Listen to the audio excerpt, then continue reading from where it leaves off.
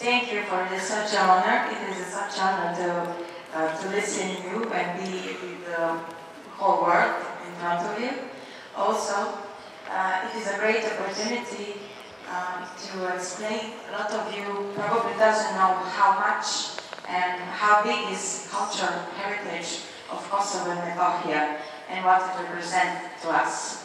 Probably because media don't show you the beautiful part of that area of our country that we really love, and it's actually sacred for us.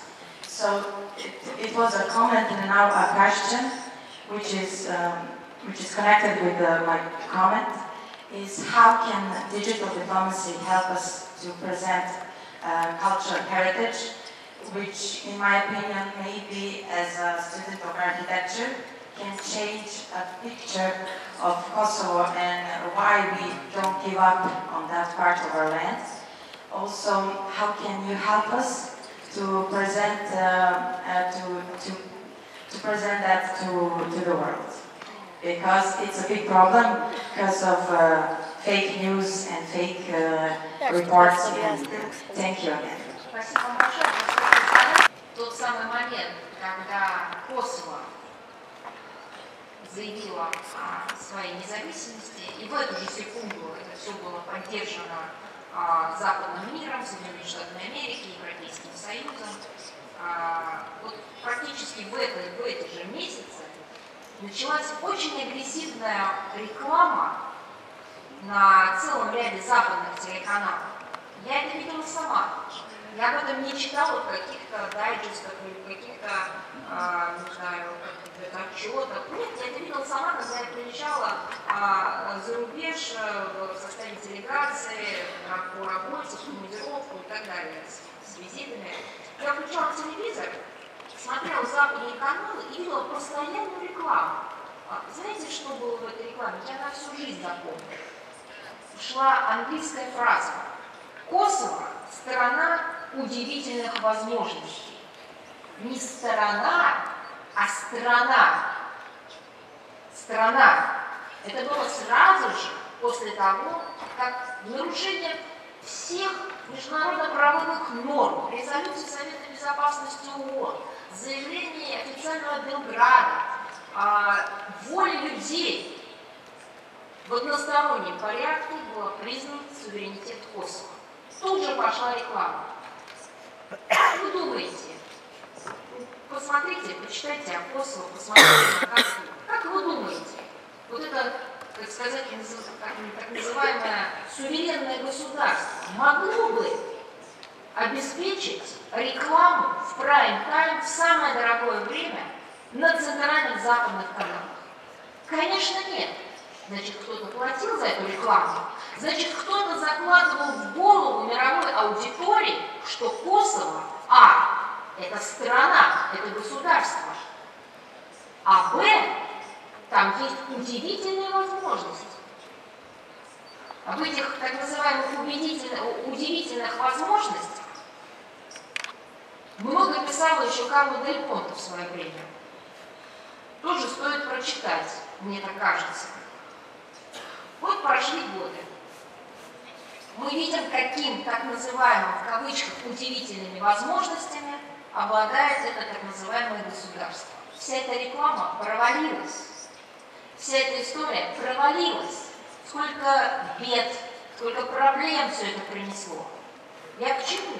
Я говорю к тому, что точно так же, вот с таким же упоением, как сейчас говорят о том, что Россия – это потенциальная агрессия, и делают это из передачи в передачу на западных каналах, точно так же говорили об удивительных возможностях новой страны Косово.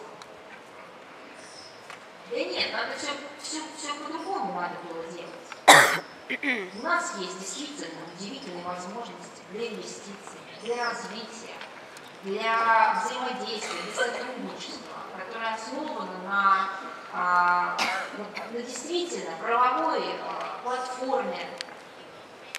Так почему же такая колоссальная сила направлена на постоянную публикацию дезинформации о России, да и Сербии достается? Опять же, вот эта конъюнктура, эти политические силы, которые нацелены на создание этого негативного образа. Я один раз была на международной конференции, это было, по-моему, это было в Вене, и там присутствовали итальянские журналисты, которые выступали с докладом. И я у них спросила, кто вот пару лет назад, я их спросила, скажите, а как вот вы считаете, вы европейские журналисты, как вы считаете, почему такая агрессивная кампания вот, дезинформации в отношении Российской Федерации? Но это относится не только к нам. Когда вот в этот жернова мейнстрима попадают другие страны, точно так же достается. Почему? А они мне сказали, вы знаете, а с нашей точки зрения, это не только политический заказ. Я говорю, а какой же еще? Да и как какой? Вы представляете, какими потенциальными возможностями в сфере инвестиций обладает Российская Федерация?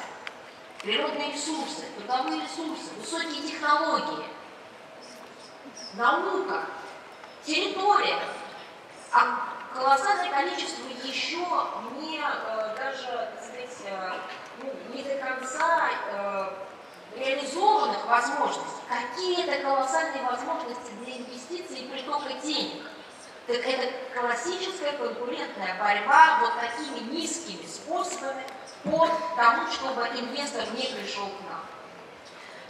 Это я вам привожу пример того, как вот этот фейк, потому что вот эта реклама Косово, страна удивительных возможностей, это такой же фейк-ньюс, безусловно.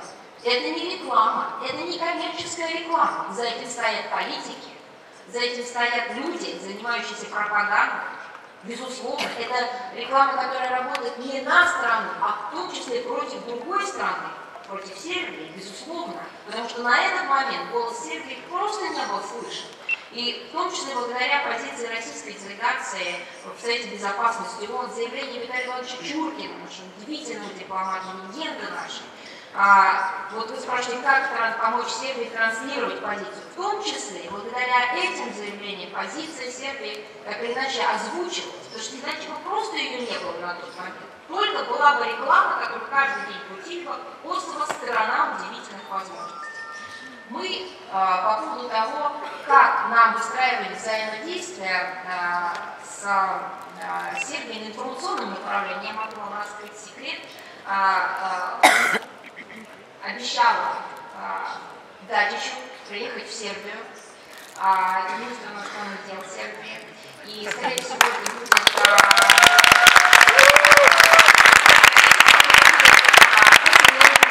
сказал, что какие-то будут очень интересные мероприятия, будет в Сербии тоже свой Новый год и так далее, будет очень интересно. Я думаю, что мы в том числе и поговорим и в МИДе Сербии относительно того, как можно вести информационное взаимодействие.